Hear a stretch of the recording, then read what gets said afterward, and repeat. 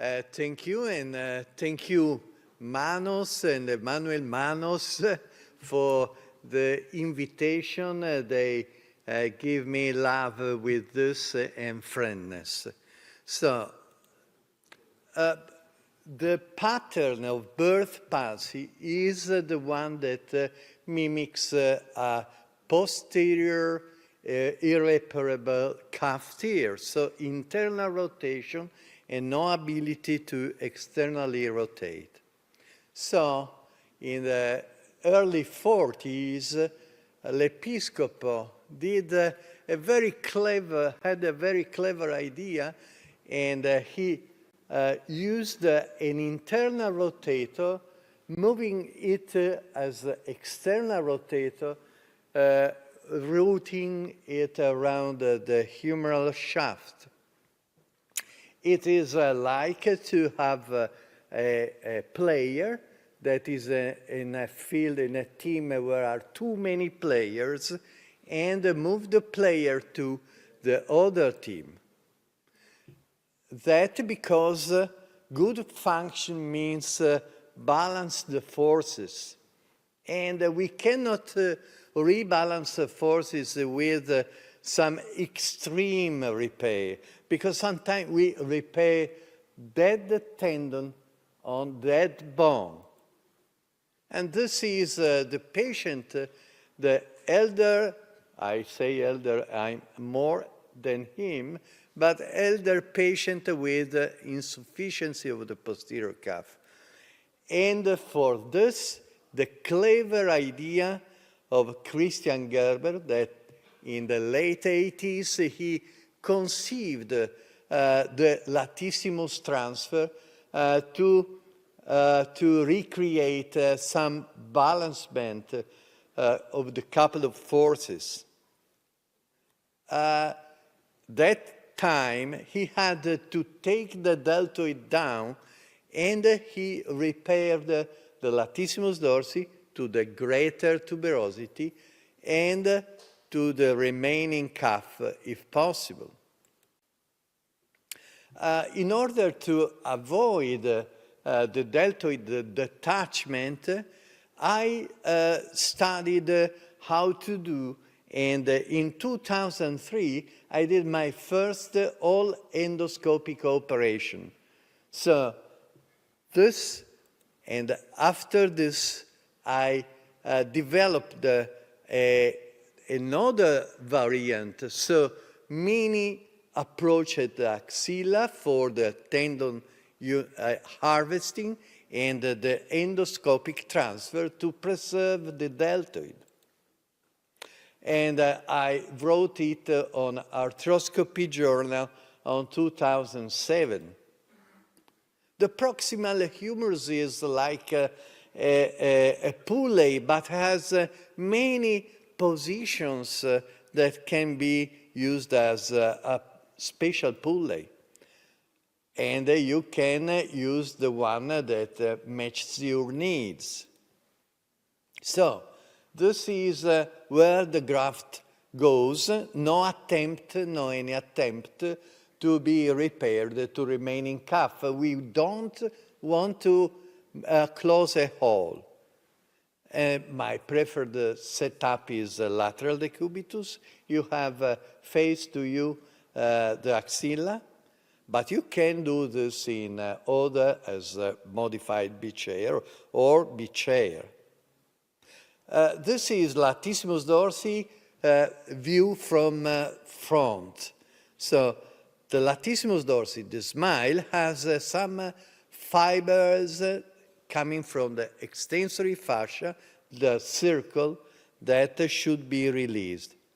And the Latissimus dorsi has a relationship with the radial nerve, the arrow, that crosses anterior, and with superiorly with the circumflex nerve.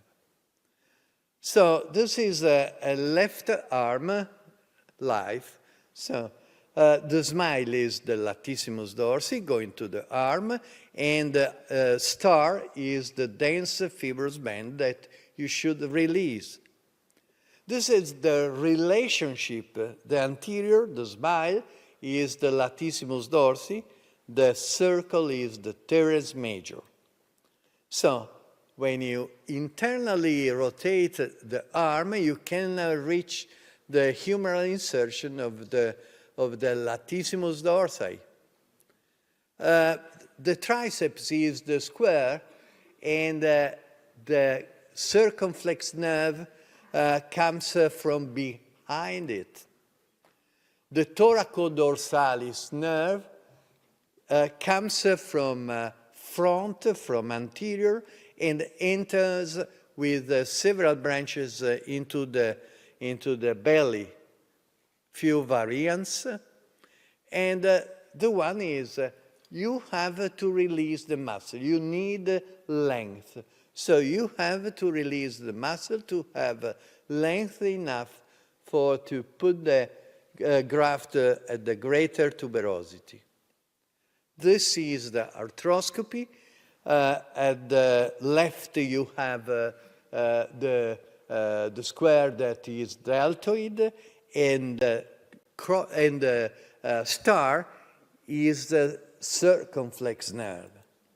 You open the fascia, and you can reach the branches of the axillary nerve, and with a blunt instrument that I developed to shuttle sutures and tendon, you can shuttle the tendon into the subacromial space, fixing it after with two push-lock anchors.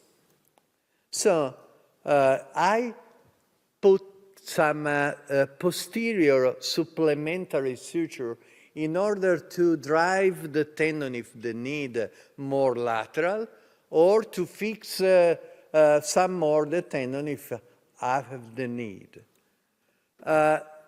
This is the graft wrapping the greater tuberosity, and this is what we want to achieve.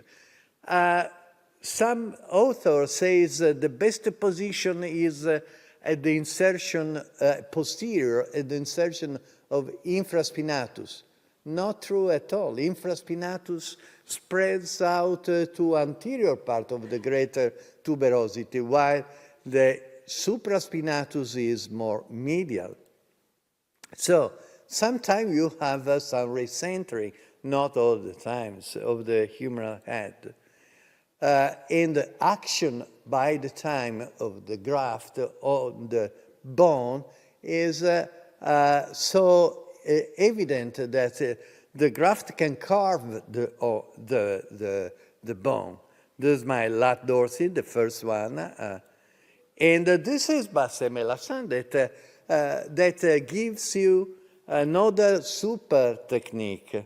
He says that is much better than Latissimus dorsi. Possible.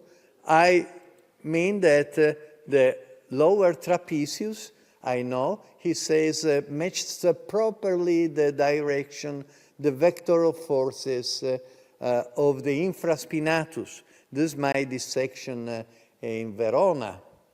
But I wanted to show that the Latissimus dorsi, when detached off from the humerus and pulled to the greater tuberosity, has the similar vector of forces. And a longer-term follow-up that testify that mostly it works. And we have no need for supplementary tendon grafts. This is my group in Monastier di Treviso, where I moved since I retired, but working. And these young guys of the shoulder team are the guys that give me fuel for the last my working years. Thank you.